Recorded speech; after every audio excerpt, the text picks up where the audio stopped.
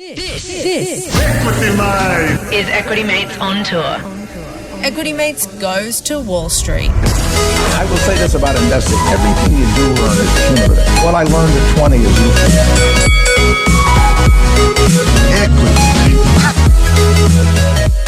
Welcome to another episode of Equity Mates, a podcast that follows our journey of investing. And we are here in the States on the Equity Mates US tour with my co-host, Ren. How are you? I'm very good, Bryce. Well, you can actually hear it in my voice. I'm a bit stuffed up. Yeah, big night last night.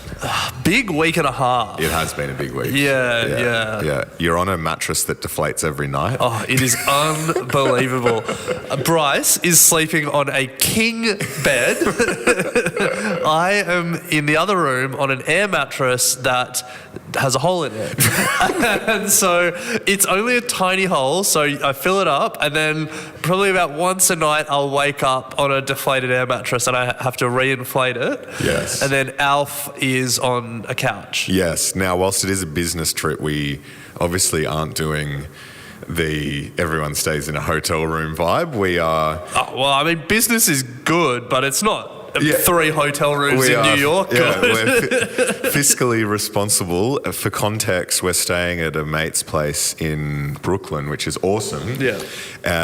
But the sleeping arrangements were such that it required a closest to the pin guessing competition. Yes. to who would get the king size bed, who would get the couch, and who would get the air mattress. Yes. You came second, but we weren't aware that the air mattress had a hole in it. Rookie. Didn't do my due diligence, and that's a good investing lesson right there.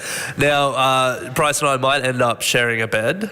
You've been... well, now I've been absolutely usurped, and I think tonight I'm going to be on cushions on the floor. True. Yeah, we've got a few extra guests tonight. Yes. Anyway, that's enough about our sleeping arrangement. Yes. This podcast isn't about where we sleep at night. No. It's actually about us learning to invest so our money can go to work while we sleep at night. That's right. Now, while we are licensed, we are not aware of your financial circumstances. So any information on this show is for entertainment and education purposes only. Any advice is general. Now... And if you are just getting started investing, we do have a sister podcast, Get Started Investing, that really goes through the basics. So plenty of content wherever you are on your investing journey.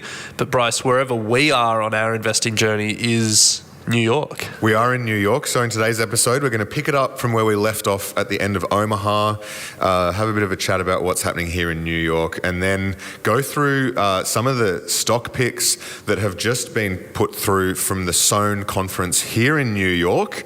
We're going to draft and make a bit of a portfolio each for those 6 companies. But before we kick into that, a massive thank you to Milford for sponsoring the US tour. They are a leading New Zealand fund manager, and they are now available for Australian investors and advisors. Milford's flexible, active management strategies and high-performing, globally experienced investment team aim to deliver strong long-term returns while managing downside risk. Milford's team also invest in the same funds as their clients, so you know that they're highly motivated because they're on the journey with you. Find the Milford funds on your trading platform or at milfordasset.com.au. And before you invest, be sure to read the fund's product disclosure statement and target market determination found at milfordasset.com.au. Thank you to Milford for getting us to New York. Yes. Now, Bryce, you mentioned the SOHN conference. For people that aren't familiar with it, it's a charitable endeavour. They raise money for medical research, and the way that they do it is a whole bunch of fund managers get together and pitch their best ideas, and it's, I think, about $4,000 a ticket. Yeah. It started in New York. There's now a conference. There's a number of conferences around the world, including one in Australia. But we were in New York for the SOHN conference. Little did we know it was actually online. Yeah. Well, we did actually look at it before we came with the hope of actually going. But yeah, a lot of it was all online. Yeah. So, which was a shame because they had some amazing... They always get really high quality speakers. Yeah. And that continued this year. They have a few sort of keynote presentations, and then essentially these expert investors get up and pitch a high conviction idea. Yeah, so they don't publish the stock picks. No. But we have found 7 of the stocks that were pitched. Yeah. Well, 6 stocks and 1 bond. Yes. So we're going to talk about that. But the keynotes, as you said, some pretty big names. Patrick Collison, the co-founder of Stripe, the payments processor, interviewed Sam Altman, the co-founder of OpenAI. For me, that was a super interesting conversation. And then Stanley Druckenmiller was interviewed, a legendary investor, and then the chief investment officer of Bridgewater Associates was also interviewed by Patrick O'Shaughnessy. Yeah. So some big names there. And what we've done is pulled out some of our favourite bits from the 3 keynotes. Yeah, so we start with Patrick Collison in conversation with Sam Altman. Incredibly AI focused, as you would expect, but here's a few key highlights from their conversation. And thank you, Sam, for being with us. Last year, I actually interviewed Sam Bankman-Fried, which was clearly the wrong Sam to be interviewing. So it's good to correct it, this year with the right Sam. All right, so I presume almost everyone in the audience is a ChatGPT user. What is your most common ChatGPT use case? Like, not when you're testing something, just you actually want to get where ChatGPT is purely an instrumental tool for you. Summarization. By far. I don't know how I wouldn't still keep up with email and Slack without it. But posting a bunch of email or Slack messages into it, hopefully we'll build some better plugins for this over time. But even doing it the manual way works pretty well. Have any plugins become part of your workflow yet? Browsing and the code interpreter once in a while, but honestly, they have not, for me personally, they have not yet kind of tipped into a daily habit. Think whatever you want about crypto and the ups and downs, but the fact that the US is the worst country in the world to have a crypto company in, or you just can't offer it at all, is sort of a big statement, historically big statement. Yes, it is. Yeah, it's hard to think of the last technology for which that was the case. Maybe the Europeans are supposed to do this, not us. Yeah, supersonic air travel or something, where the US is more restrictive than, Should nuclear secrets be classified? Probably yes. I don't know how effective we've been there. I think the reason that we have avoided nuclear disaster is not solely attributable to the fact that we classified the secrets, but that we did a number of smart things. And we got lucky. The amount of energy needed, at least for a long time, was huge and sort of required the power of nations. So first of all, I think it is always a mistake to draw too much inspiration from a previous technology. Everybody wants the analogy. Everybody wants to say, oh, it's like this, or it's like that, or we did it like this, so we're going to do it like that again.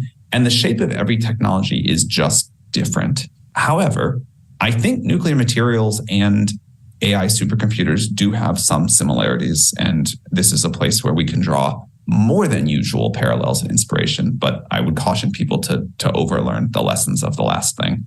I think something like an IAEA for AI, and I realize how naive this sounds and how difficult it is to do, but getting a global regulatory agency that everybody signs up for extremely powerful AI training systems seems to me like a very important thing to do.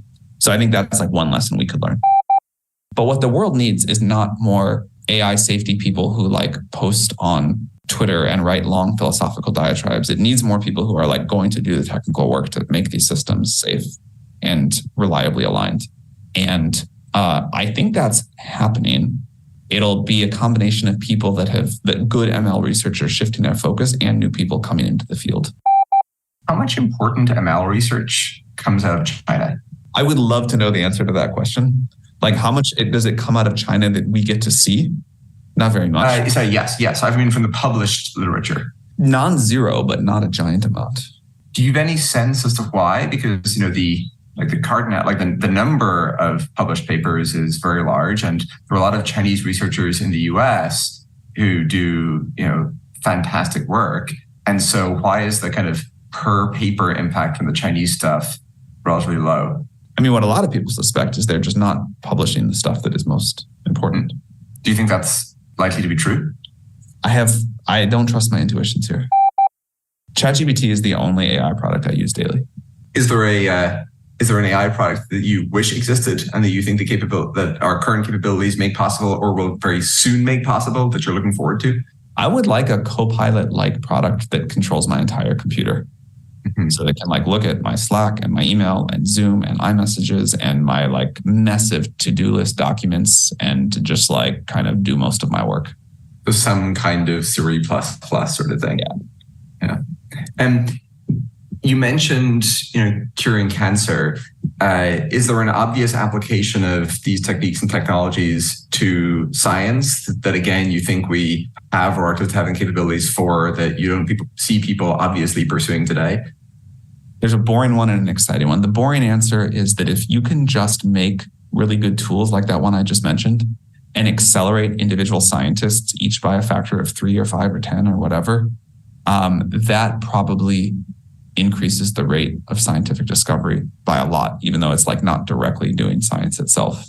The more exciting one is I do think that a similar system could go off and start to read all of the literature, think of new ideas, do some limited tests in simulation, email a scientist and say, hey, can you run this for me in the wet lab? All right, Bryce. Well, that's 2 of the best tech minds in the world in conversation. Super interesting. The good news is all 3 of these keynotes are available in full on the SOHN YouTube. We'll include the 3 links in the show notes. It's just the actual stock pitches that you don't get access to unless you pay the thousands of dollars or you find the right Twitter account. Yes. But that was the first keynote. Let's get to the second one, which was a conversation with Stanley Druckenmiller. So this picks up midway through an answer from Stanley.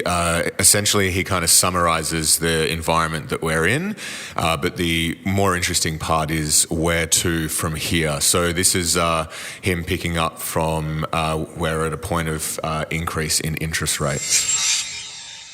Last year, you told me you thought the U.S. recession would arrive in the last half of 23 or early 24, but you recently told me that you brought your recession forecast forward. You're hearing lots of anecdotal information from the CEOs you talk to, problems in trucking, problems in retail, obviously credit contraction issues. And you believe that the consensus of a soft landing is very unlikely. And you rate the probabilities of a hard landing as quite high. After all, how could we not have a hard landing after 11 years of the greatest monetary stimulus in U.S. history? A 500 basis point increase in short rates over the past year. The developing real estate crisis in commercial real estate.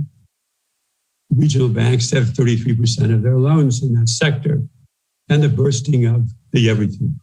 Realizing they had probably made the biggest mistake in the history of the Fed, they slammed on the brakes. They've raised rates 500 basis points in the last year. We know historically 2 things which you've already articulated. Number one, the worst economic outcomes tend to follow too easily engineered asset bubbles. And number 2, big maxim in my business, don't fight the Fed. So I'm sitting here staring in the face at the biggest asset and probably the broadest asset bubble, forget that I've ever seen, that I've ever studied. But now we have a big hike in interest rates. So the second conversation was between Kirill Solikov and Stanley Druckenmiller. We'll actually hopefully get Kirill on the show at some point. Oh, really? Yeah. Also Stanley Druckenmiller, hopefully. Also Stanley at some point. Now, this conversation is really around Stanley's thoughts on where the global economy is heading, particularly the US. And to summarize 50 minutes of conversation, we are fucked, is really the point that he's making. It's hard to look at that constellation of factors, know that we've only had a few soft landings since 1950. All of them were preceded by what I would call proactive rather than reactive Fed policy, and believe we're going to have a soft landing. one never knows. But if you're just looking at the odds, they're very tough. In terms of the timing, I have much less certainty on that than I do on whether we're going to have a hard landing or a soft landing. The timing is difficult, but I will say, you've already noted, in our shop, we tend to use anecdotal information a lot. It's somewhat mixed. Housing, which has tended to lead historically, is actually fairly robust. Travel, restaurants, stuff like that is fairly robust. But other stuff, trucking, which has been a guiding light for my firms in terms of economic forecasting with a 6 to 8 month lead time, actually, since I got in the business, is extremely weak. We're hearing bad anecdotes from retail. And then, of course, you have you've already mentioned it, the banking problem. We always knew, given what I've already described, there were going to be bodies out there. When you have free money, people do stupid things. When you have free money for 11 years, people do really stupid things. So there's stuff under the hood. It's starting to emerge. Obviously, the regional banks, recently we had Bed Bath & Beyond, but I would assume there's a lot more bodies coming. The regional banks, the median regional bank has 43% of their loans in commercial real estate. About 40% of that is office. As you know, we've had this huge change in lifestyle due to COVID. Number one, the great resignation, but number two, people aren't going to the office. So we have actually a higher vacancy rate than we had in 2008. So I put all that together, and I look also at the inverted yield curve. The timing has always said sort of third to probably fourth quarter of this year to first quarter of 24. But the recent anecdotes, the banking problems, I wouldn't be surprised if the bean counters a year from now, as they tend to do backward looking, that the thing started sometime in the second quarter. I don't know that, but I do this for a living, so I got to have a forecast. There's a possibility that they can't put Humpty Dumpty back together again. If there's one thing about the consensus that I'd say I'm on the other side of, and I want to be careful with my words here, it's this constant repeating that this looks like nothing like 2008 or 2007.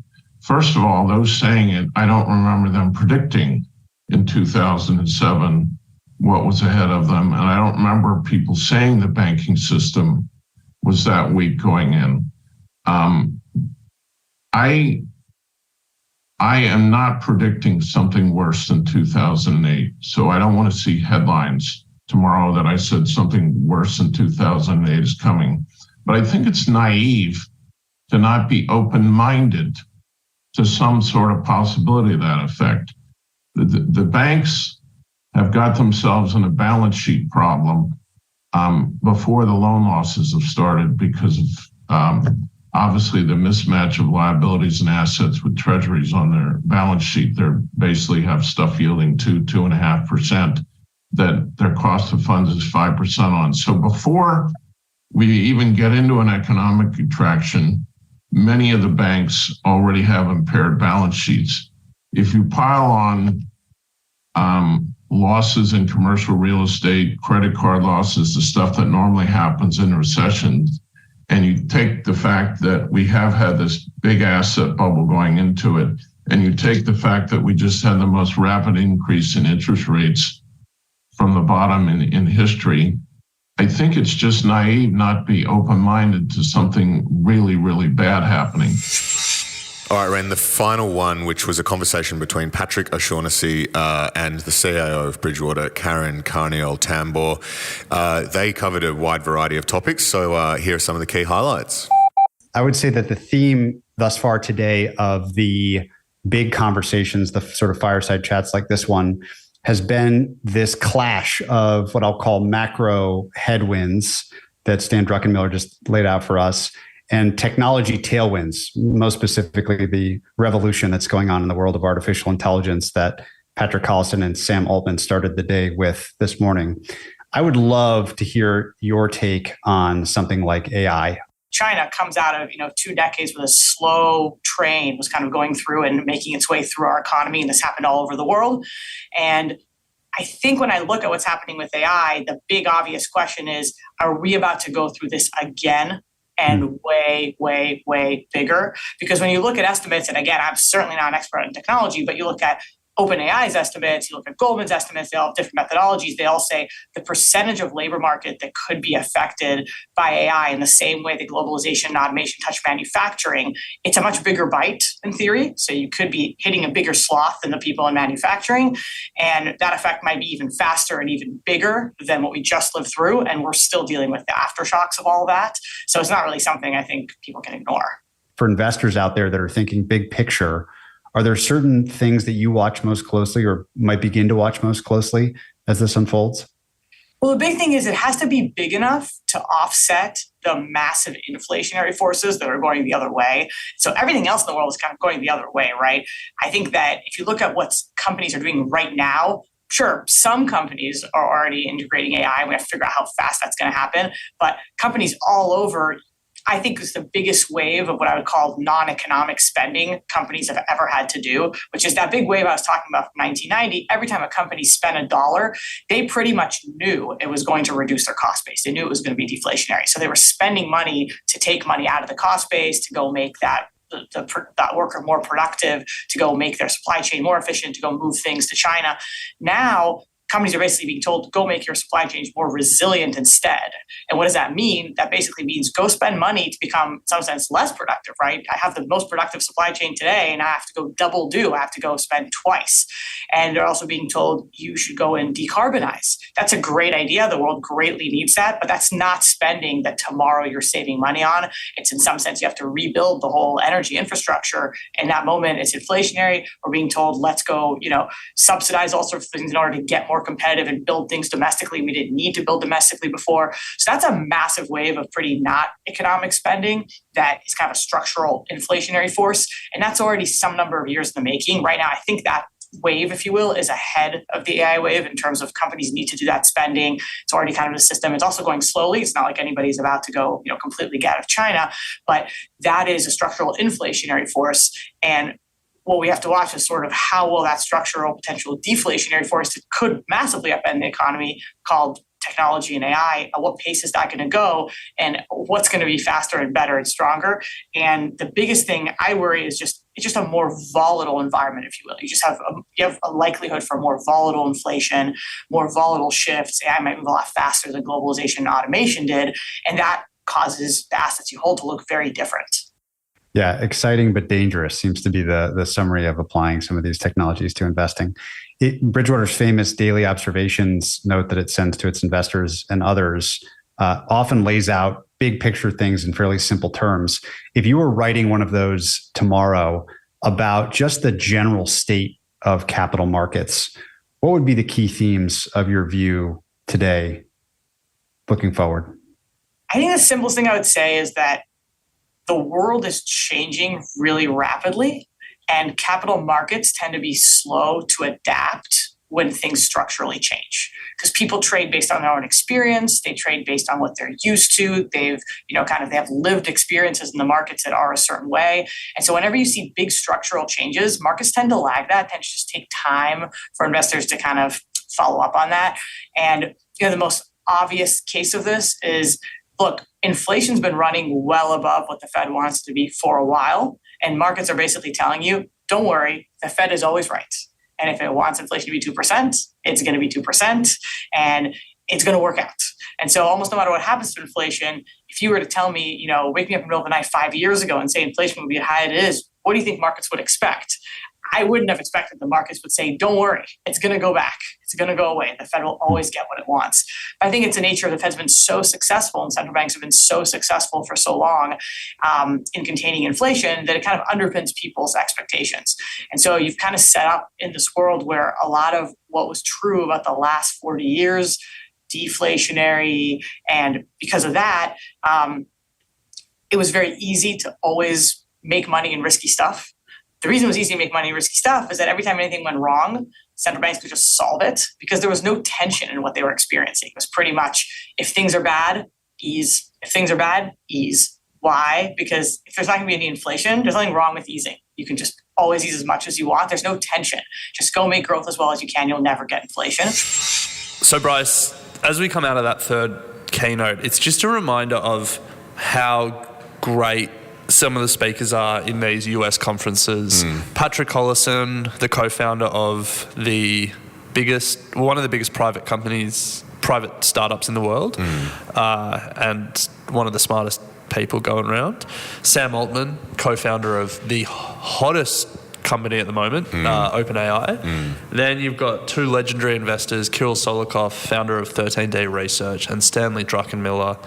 And then you finish off with Patrick O'Shaughnessy, host of the biggest investing podcast in the world, with the CIO of the biggest hedge fund in the world. Yeah. It's a superstar lineup. It is. And no wonder they've raised, I think it's over $85 million since founding the SOHN Conference towards medical research. But Ren, we're going to take a quick break. The irony is that any one of those six people could probably just double that amount. Easily. Yeah. So Ren, we're going to take a quick break, and then on the other side, we're going to dig into 7 of the stocks that were pitched on the day at the SOHN Conference, and we're going to draft each of them to create a portfolio ourselves. So let's take a quick break, and we'll be right back. Sun Tzu, The Art of War. Every battle is won before it's ever fought. Ever wonder why fund managers can't beat the S&P 500? Because they're sheep, and sheep get slaughtered. Wall Street 2023. This is Equity Mates on tour. We want to say a massive thank you to Milford for powering the Equity Mates US tour. If you want to give your portfolio an offensive and defensive strategy, check out Milford's award-winning Milford Australian Absolute Growth Fund. Utilising the skills of Milford's experienced investment team, the Milford Australian Absolute Growth Fund has been focusing on delivering a smoother journey for investors for over half a decade. With an emphasis on managing risk and generating absolute returns, this lower volatility equity fund can play a key role in a diversified portfolio. The fund strives for long-term capital growth while mitigating the ups and downs typically experienced when investing in share markets. Find the Milford Australian Absolute Growth Fund, ticker symbol MFOA, on your trading platforms or at milfordasset.com.au. And before you invest, be sure to read the fund's product disclosure statement and target market determination found at milfordasset.com.au. Ren, we're sitting here in New York City as part of the Equity Mates US tour, and we've just listened to some of the keynote presentations from the SOHN Hearts and Mind conference, and now it is time to jump into 6 of the stocks that were pitched by some of the world's best investors. How this is going to work, we're going to each take it in turns to draft one of the stocks and create a portfolio. Yep, let's do it. Some of these stocks, I guess, are more known than others. Yes. And we should say, so there were 6 stocks that we found that have been pitched, so we'll talk about them. There was a 7th pitch, which was for bonds for a company called Level 3. And I was Googling them. There's not a lot about them online. Level 3's parent company is called Lumen. Heard of that company? I don't know. I hadn't, so I Googled them, and here's what... so this isn't part of the pit. This isn't part of the draft? No, because it's like bonds for a company that we don't know, that we can't buy these bonds because we don't have the... Yeah. So, but I just want to tell you what I found. Sure. Yeah. So Lumen Technologies, enterprise technology for the digital revolution. Okay. Is this more descriptive? Lumen is a global enterprise technology platform enabling companies to capitalize on emerging applications and the data powering modern business. No. What does it do? I don't know. So we're not going to worry about the bonds for that company. We'll just focus on the 6 stock pitches. Nice. Okay. Who's going to start? Whoever has the worst sleeping arrangements. Fine, you can go first. We'll do a rock off. Okay. Not good. It's not good order. Scissors, paper, rock. Scissors, paper, rock. Ren wins. I with win. A paper over a rock. Paper wins. I don't know what I'm saying. Paper beats rock. Let's go. All right. So let's go through these stock pitches. I am going to draft first. We've got 6 companies on the board. I am going to pick a company that I'd never heard of before, Vitesco. Okay. Heard of them? No. They are a German automotive supplier for drivetrain and powertrain technologies. Okay. They make components for electric vehicles. Mm-hmm. The reason that I'm going to pick them first is because of the person that pitched the stock, David Einhorn. Now, we would have loved to get him in New York. We did actually get a response from his team. It was a hard no, though, wasn't it? It was a nice no. It was an emphatic no. Yes. So for people who aren't familiar, David Einhorn he's a really well-known investor and really accomplished who has had, outside of the last year or two, he's done quite well, but he's had about 10 years of terrible performance. He famously was short Tesla, and Elon Musk made shorts and sent them to him. Yes. And he lost a lot of money on that Tesla short. But David Einhorn, he's had a couple of good years. His style of value investing may have gone out of fashion, but it's come back a little bit in 2022 and 2023. But this just feels like quite an interesting company. 2.5 billion euro market cap. It's seen as a major beneficiary for this electric vehicle boom. It's not profitable yet, but Einhorn thinks that it will triple its earnings by 2026 as there's a level of like rationalization in the electric vehicle market. A lot of electric vehicle makers right now aren't making a lot of money or aren't making any profit at all because competition's hot, they're fighting for market share. But he thinks as the industry starts to mature a little bit more, then the companies that are supplying electric vehicle companies will do better. So that's his pitch. But interesting one, not one that I know a lot about. All right, so I'm going to go with a stock pitched by a female investor called Marla Goanka, and she's the founder of Sergo Capital Partners, another one that we actually tried to reach out to. So Marla, if you're listening, would be great to get you on the show. She used to work at Lone Pine Capital and previously was a consultant for BCG. But she pitched the London Stock Exchange. Now, the reason I am pitching, getting this in the draft, Ren, is because she brought to light something that I had no idea about with the London Stock Exchange, which is, so firstly, $46 billion market cap. Wow. Yeah, pretty big. They're now a data business. Okay. More than a stock exchange. So they acquired a company called Refinitiv, and it's an American sort of British global provider of financial market data and infrastructure. Okay. And since the acquisition, that company or that subsidiary now makes up 67% of revenue for the London Stock Exchange. Wow. So it was a great acquisition. Revenues for sort of over the last 5 years were hovering around sort of $2 billion, and post-acquisition they're now $6-7 billion. So serious bolt-on opportunity, and that's why she's pitching it. She said the firm is poised to benefit from this, and also from the golden era of fixed income and high interest rates. There you go. All right, nice. Well, let's keep this moving. Let's keep talking about the stocks that were pitched by some of the best investors in the world for the name of charity at the SOHN Hearts and Minds Conference. I'm going to pick a company that we are all familiar with. Okay. Oh, sorry, it's not the SOHN Hearts and Minds Conference, is it? That's the one in Australia. This is just the SOHN Conference. Yeah. I'm going to pick Sony. Okay. Trading in Japan, ticker 6758, pitched by Divya Netmi, the founder and chief investment officer of Avala Global. Everyone knows Sony, like the PlayStation, the TVs, entertainment businesses, the electronics business. Everyone is familiar with Sony, but according to Divya, she thinks that Sony is misunderstood by Wall Street and thinks it could rise 50% through the end of fiscal year 2024.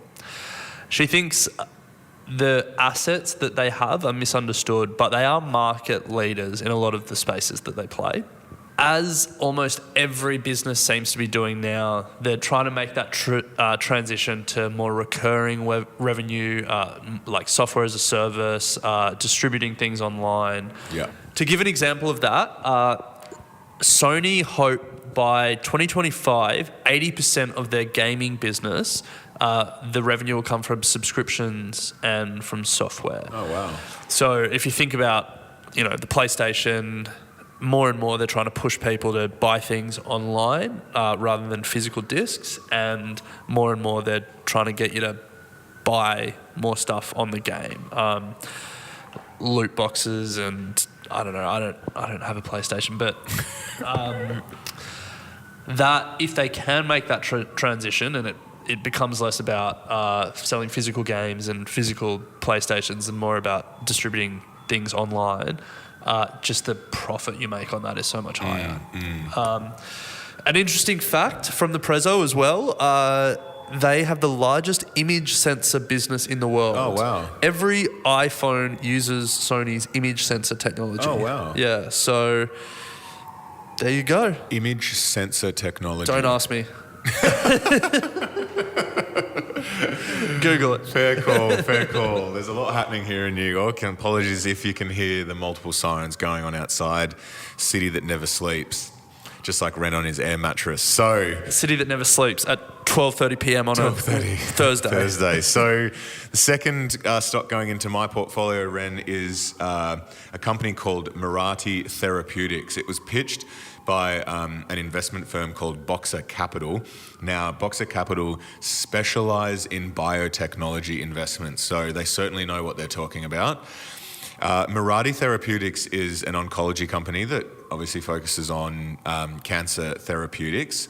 Interestingly, it has a $3 billion market cap, but also has $1 billion in cash on the balance sheet. Now, the pitch here was around two things. Firstly, their lead drug received approval in December of 2022, so late last year, which is great news. And secondly, the company is down 80% from its all-time highs. So $1 billion on the balance sheet, $3 billion market cap, really valuing the company at about $2 billion, the market valuing the company at about $2 billion. The pitch was that there's just meaningful upside given where the price has fallen. The drug's just been approved. They obviously feel like it's in a position where that stock's going to start rebounding. Down 80% from its all-time highs. Yeah. A quote from the conference, a generational drawdown in biotech. Across the board? Yeah. Yeah. There you go. Yeah. I mean, biotech's just not a part of the market that I've ever invested in because it's so reliant on something that I have zero knowledge of. I know. Drug approvals. Yeah. Yeah. All right, so just to recap where we're at, I've got a therapeutics company and the London Stock Exchange. Ren, you've got Sony and Vitesco, the German automotive supplier. Now, there are two pitches left. So for the third pick of the draft, I'm going to pick the company that I think is more interesting of the two remaining. Talon Energy. Yes. Currently not listed because it went bankrupt. Yes. Not a good start. What a pitch. But it's a nuclear power company. So it owns Susquehanna. Don't know how to pronounce that, but it's a big nuclear power plant. And then it also owns 10 gigawatts of non-nuclear energy production facilities. The company filed for bankruptcy, and notably filed for bankruptcy in a period where electricity prices were rising. Not ideal. But David Rosen from Rubric Capital has pitched it as his, once it gets out of bankruptcy, it's going to list again on either the New York Stock Exchange or the NASDAQ. He thinks it will list by the end of the year. He thinks the new management team will make it a good investment. Get the job done. So super high risk. All right, so that leaves you with the final pitch of the conference, at least that we could find. Not one company, but three. That's right, Ren. So this was a pitch from Andrew Weiss from Weiss Asset Management, and he pitched three Korean holding companies. So the first is SQ Square, the second is Samsung C&T, and the third is LG Corp. Pretty simple pitch here. All three of them are trading at a 70 to 80% discount to their net asset value. According to Andrew. He's unclear what's driving the discount other than management and government concerns, which he believes are overblown and the market is overreacting. So pretty easy. Samsung's leader is in jail. It's overblown. So he's really just saying at some point he believes that discount is going to come back, get back to a bit more closer to parity, and now's the time to get in. Sorry, he was in jail. He was back out. He was back out and still in leadership of the company. He was pardoned in August 2022. So he went to jail in 2021 and then was pardoned in August 2022 and took back over as chairman of Samsung. So look, three Korean holding companies all trading at big discount. Value play here. Similar to, just a value play.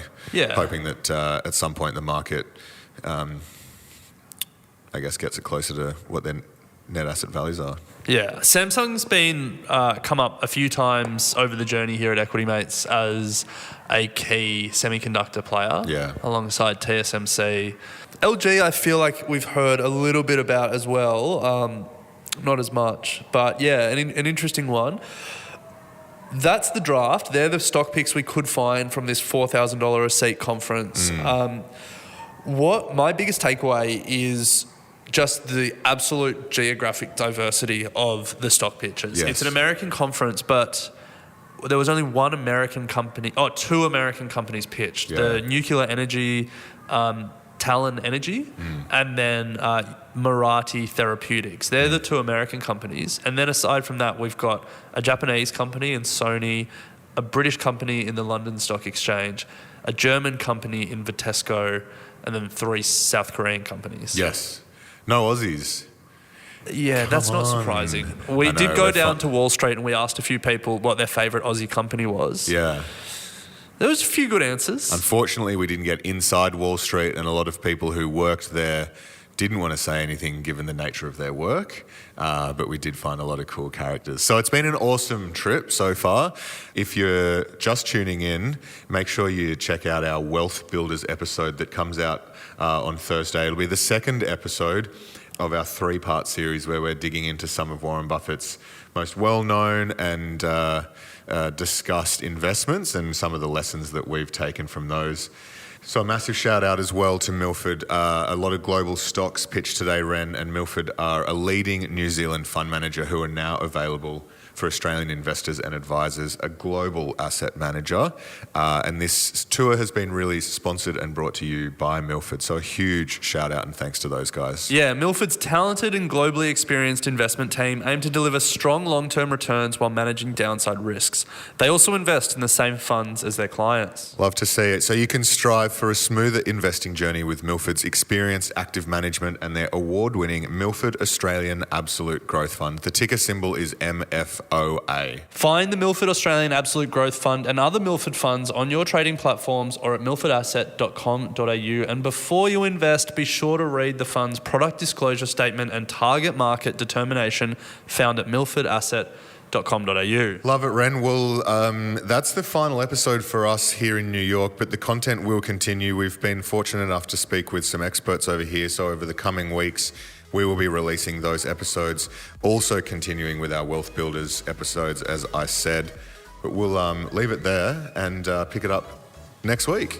Sounds good. I'm going to try and get a nap on your palatial king-size bed. Nice. Well, I'm on the floor tonight, so looking forward to it.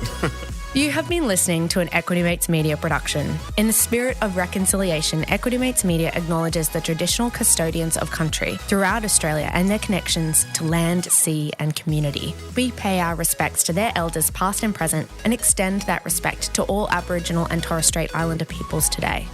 This podcast is intended for education and entertainment purposes. Any advice is general advice only and has not taken into account your personal financial circumstances, needs, or objectives. Before acting on general advice, you should consider if it is relevant to your needs and read the relevant product disclosure statement. And if you're unsure, please speak to a financial professional. The hosts of this podcast and their guests may have positions in the companies mentioned. Equity Mates Media operates under an Australian Financial Services Licence 540697.